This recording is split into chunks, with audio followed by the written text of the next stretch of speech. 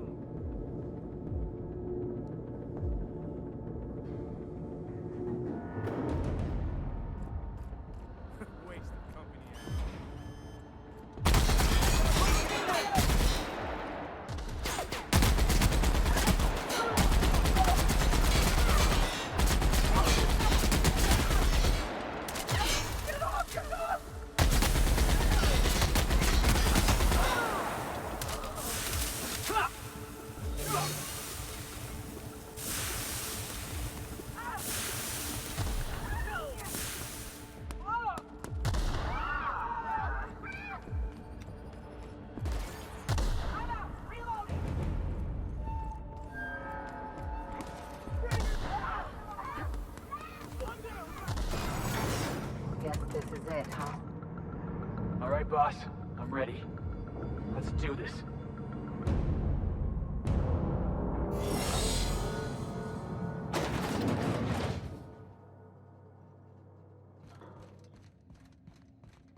Captain, you have an uncanny talent for... You've disrupted. I'm for all your talents. All that's left to do is... Fair enough. Interesting that you think I'm going to die here. I've devoted my there. You were always in... This...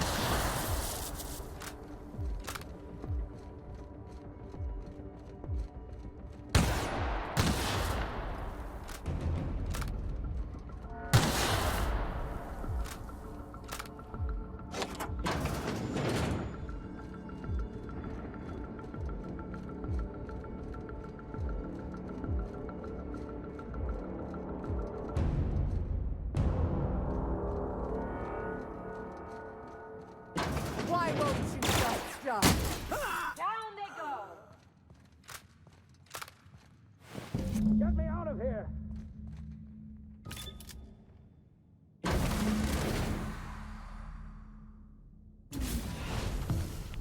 You don't know how glad I am to see you. You did the right thing. Akande was a monster. Her death was much deserved, and long overdue. And you lunatic, you broke into the board. I'm all right, thanks to you. Akande wanted my cooperation. I'm quite sure she would have beaten it out of me if you hadn't arrived. You... Hold on, Doc. We're in... We're going to need a lead. You... We're...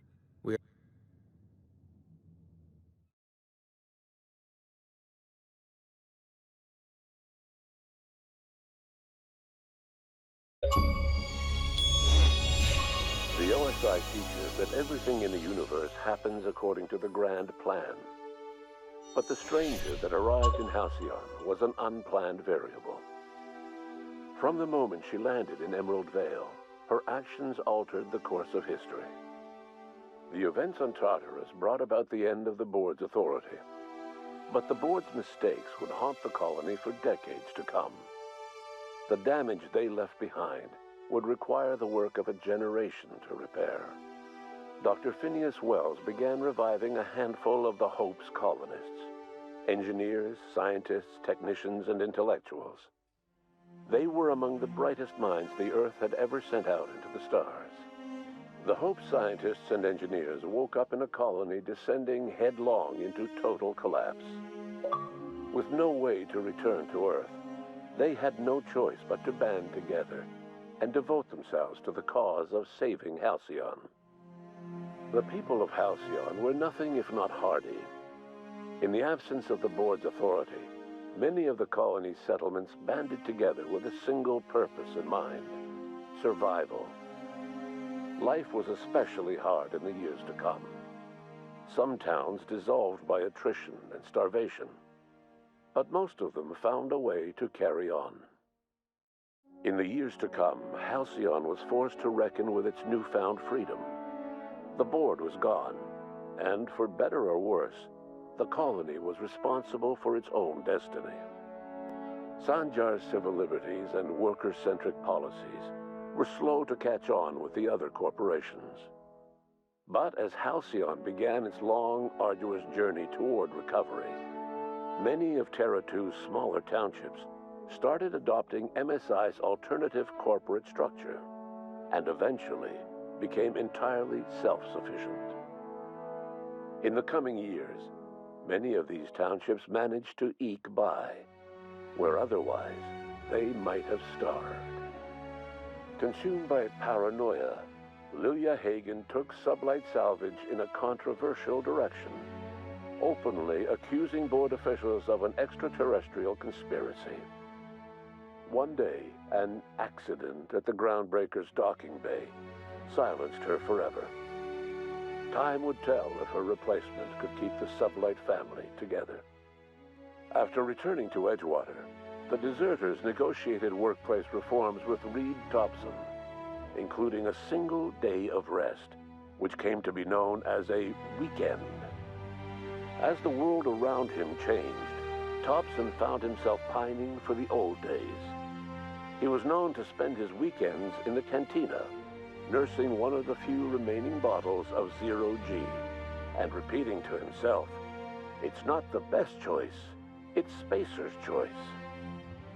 As for Adelaide McDevitt, she tended to her garden in solitude for another year before passing away.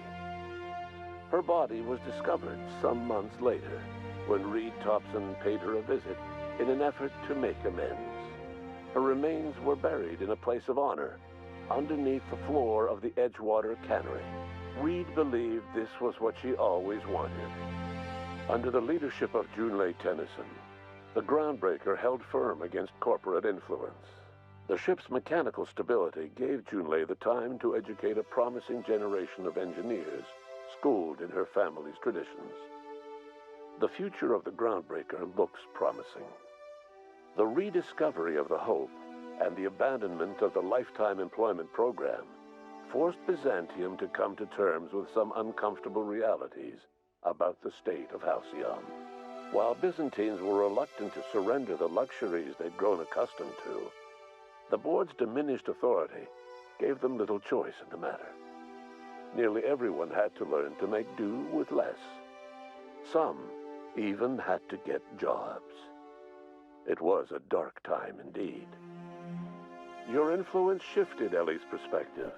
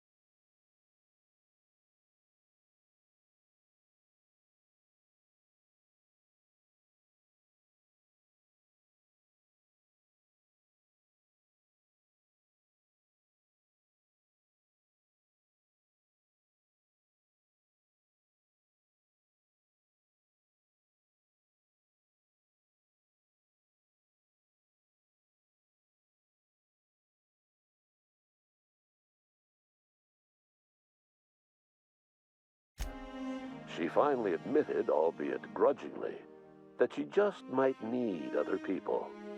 Sometimes. With a steady income from the life insurance payouts, she was finally able to afford a ship of her own. She hired a small crew and flew supply missions to communities on the fringe. Some of them were even legal. Life in Halcyon was sobering for Felix Millstone. The grand revolution he dreamed of never came. There was no great awakening for the colony, no celebrations in the streets. There was only the hard, desperate work of trying to repair a broken colony. Felix never had a head for numbers, but if there was labor to be done, he was there to help. Eventually, Felix realized that the work of a revolution was done with two hands. When the vicar known as Max was unceremoniously ejected from the crew of the Unreliable, he took this as a sign that it was time to move on, to live out the life he had sought so long to create. He knew there were many in the colony who carried burdens much worse than the ones he had struggled with, and he devoted himself to easing their suffering wherever he could. He only ever took up arms again to defend the defenseless. Unshackled from a lifetime of striving and fighting the universe and himself, Vicar Maximilian de Soto was finally at peace. After Parvati left the crew of the Unreliable, little was heard from her again. She exchanged occasional messages with Ada, but they were light on details and grew increasingly infrequent. Months later, her name appeared on the manifest of a research vessel that vanished during an unexpected solar storm. Nyoka returned to Monarch to take another crack at making a permanent life for herself. She formed the Charon Group, an MSI subsidiary of ragtag survivalists and wilderness experts. Anyone in need of a guide, or just looking to throw back a beer and swap stories, could find her camping on the trail or clearing an infestation. The SAM unit that accompanied you spread awareness of the product line's superior sanitation and maintenance capabilities across what was left of the colony. This led to a boost in SAM unit sales. Did you know that SAM units are the longest-lasting, toughest-acting cleaning solution in Halcyon? As for Dr. Phineas Wells, he spent his remaining years in his orbital lab. Though he was always haunted by the failures of his past, he was determined to make things right by building toward the future. The revival project was hard and painful work, but in the end, despite limited resources, over half the Hope's colonists were successfully revived. Even after Wells passed away, the Hope scientists and engineers worked night and day to pull Halcyon from the brink of collapse. Their efforts continue to this day, which may be reason enough for optimism. Dr. Wells laid the groundwork for the project to save the colony, but he would never live to see the fruits of his labor. He passed away a few years later. His work was carried on by the scientists and engineers he revived.